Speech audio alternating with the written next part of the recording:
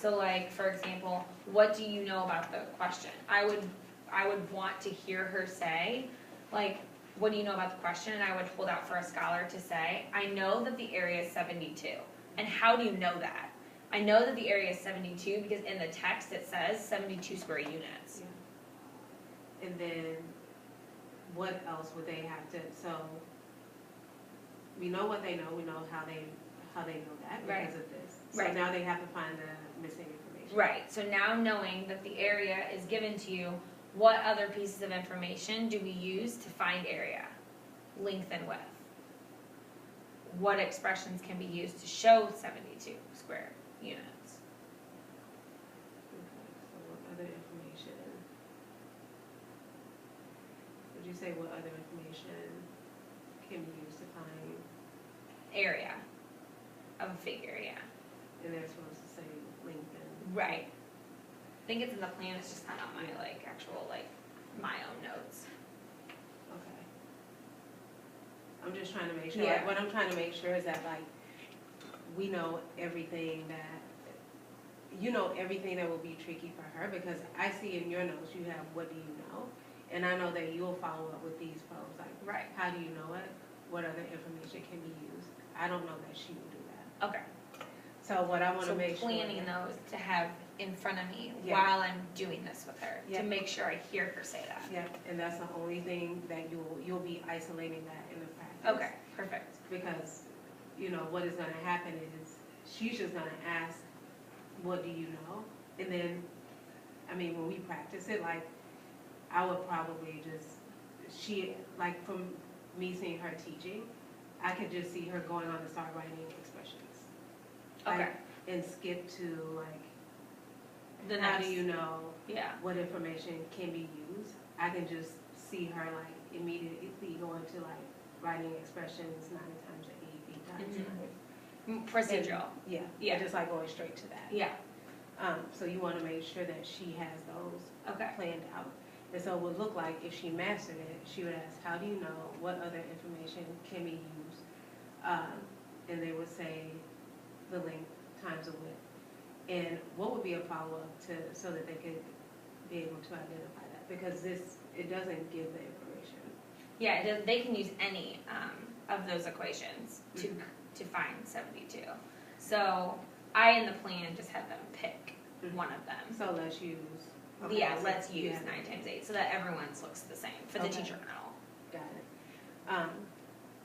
So thinking of this, and then like if you're thinking about what to say to Kay, like how will you set her up for success? So if she said, what do you know? And in her practice, like, what do you know? And the scholar said, and I respond, 72 square units. And then she was to move on, what expressions could you show to 72 square units? Then I would respond with, what could you say to push that scholar to explain how they know it's 72 square units? Mm-hmm. So I think that's like the good life coaching move, which I think you already do when she's on it. But how could you set her up to even be like more successful Plan it in before. Yeah. Okay. So when you're reading the model, look at the turn-in talks and try to think of 1 to 2 probing questions you can ask off of the turn-in talk to explain their response. Yeah. So, like to me, what I would say, and I'll just like model it for you like really quickly. So, hey, like right now, what I would like for us to do is both. Let's start over. So now we're going to practice the teacher model, and today I just want to practice the trickiest part of the teacher model. I want to make sure that we're effectively asking probes to get students to be able to find the expressions that can be used to show the number of square units. So what I want you to do is I want you to look at the question. I want you to figure out what information is given to students, and I want you to ask them, what do you know, as a starter question, and then I want you to think of 2 to 3 follow-up probes that you would ask them. Okay. And then that would be it. And then I would just say, I will give you 5 minutes to do that. Okay.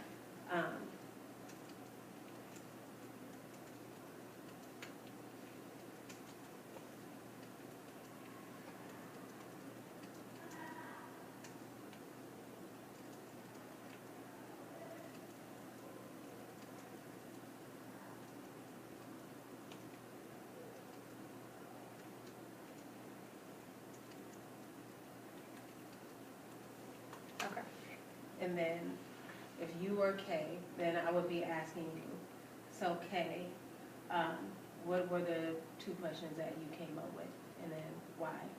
Why do you feel like these are questions that you should ask students? Okay. Before she starts. Before she starts.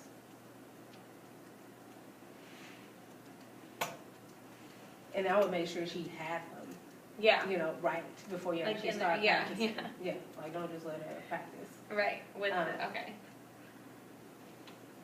So, and why does she think they're important? Yeah, and why do you think they're important? Okay. Because if she does, well, I'm gonna ask you instead of like telling you, like I should not know what I'm doing. So why would you wanna ask her that as opposed to just like telling her? Because I want to make sure that she understands like what the biggest misconception is and what she needs to stamp, right? So like if she comes up with questions around the fact that they need to know, like that they use the text to figure it out, then I know that she knows that that's like the big stamp for the day, that like you use the information given, because you can actually draw like a number of different rectangles or squares, right? But you have to be able to actually pull out what's given to effectively like figure out what's missing. Yeah, and you want her to be able to tell you that because that increases her math knowledge. Right, right. And so even for questions that you don't get to practice, she's gonna be able to replicate that on her own. And then replicate that on her own with like other lessons. Right. So now that we've like gone through that, I want you to practice as if, I want you to set me up as if I'm Okay. okay. So I want you to Practice like to what we practice just said. communicating how we're gonna set up for practice. And then I'll pretend to be K, and you can stay up and look for us, and we can like keep going, and I may make a mistake, and you can like coach me, but you already know. You're right. Yeah. Yeah. Okay. So today we're going to talk about, we're going to discuss the teacher model, and I want to kind of hone in and focus on like the trickiest part of the teacher model. So what I want you to do now is to look at the turn-in talks that are planned in the teacher model, focus mainly on the first one, what do you know, and think of 2 to 3 questions that you can come up with off of that turn-in talk, and why those questions are important.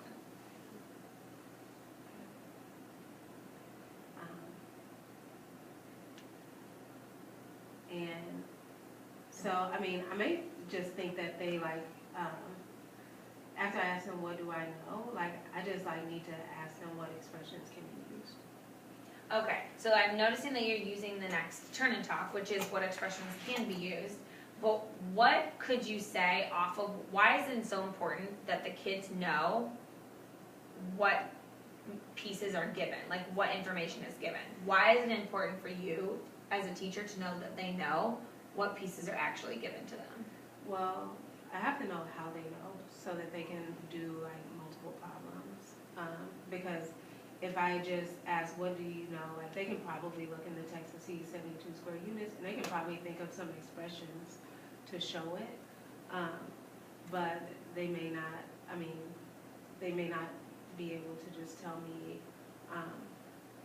like, what other information or other things that can be used Right. in future problems. Exactly. So if you ask what do you know and you pick on a high scholar to answer that question and they just say 72 square units, do you think a scholar in the class, and like other scholars in the class that might not be as high as them know why? Probably not. So why do you think modeling like how that high scholar found it, why do you think that's effective?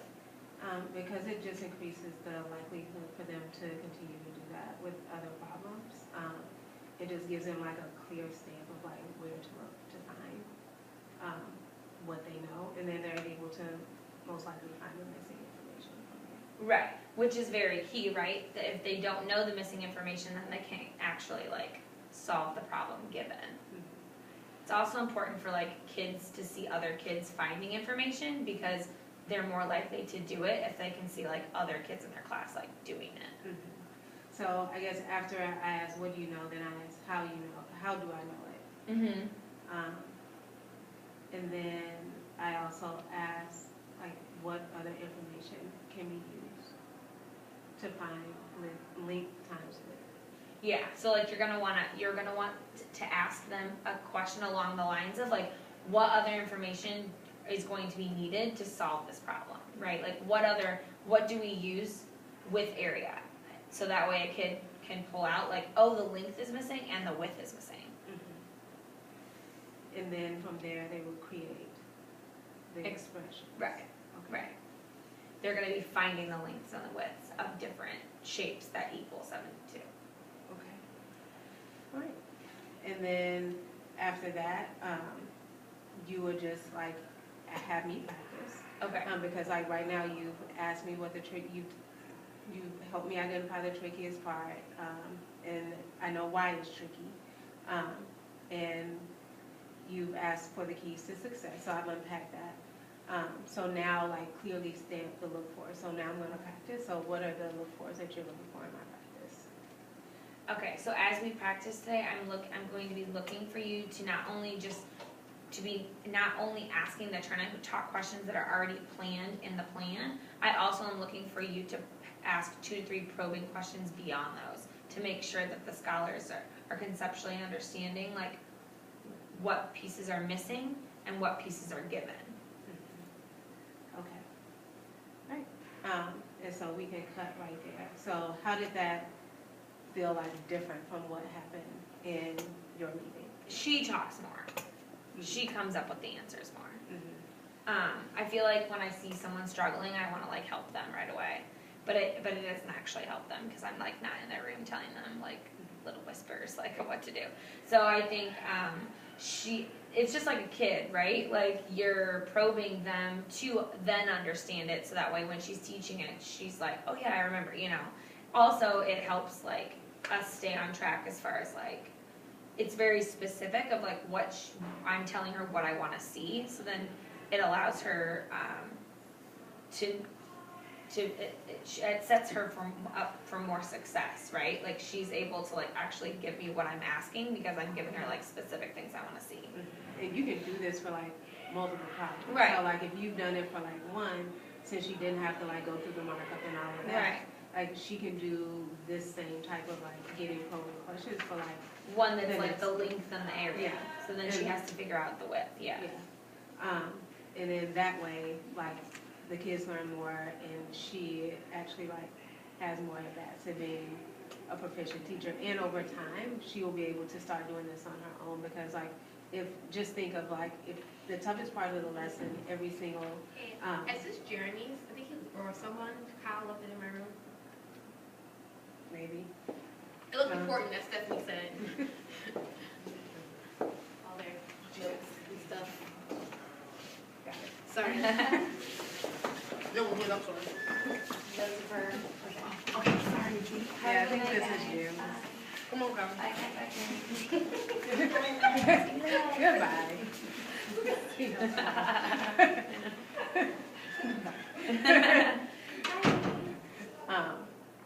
Just imagine, like, if she gets 2 to 3 at-bats or 3 or 4 at-bats at the trickiest part of the lesson every time, like, she'll get that much better over time. Right. Versus spending time on things that she already knows. I also think like different problems create different tricky parts, right? Mm-hmm. So like if she has more time to do different types of problems, then she'll be able to like plan ahead for those probes on like every single problem. one. Yeah. Yeah, because some of them are more complex than the Yeah. other one. Like I saw today, I think I don't know if it was a UDO number 2 or the second one that she did was more Where they had to complex than do the the- first one. Where they had to find the missing, link them with, It was difficult. So, and I don't, like, we stopped, so while we were in there, like, we stopped and we coached her around with that one. Mm-hmm. And I think she did fine. Yeah. But if she hadn't had, like, coaching, like, then. Right. She kind of didn't do well on the first one. And then, like, she probably would have done well on that second one. Okay. Because it was more complicated. Yeah. But if she'd had, like, more at-bats during either a teach back or a data meeting, Right. that's going to help her. Okay. Yeah. So just in your next meeting, make sure you perfect the plan, practice a gap. Okay. ID the hardest part, prompt her to annotate, and then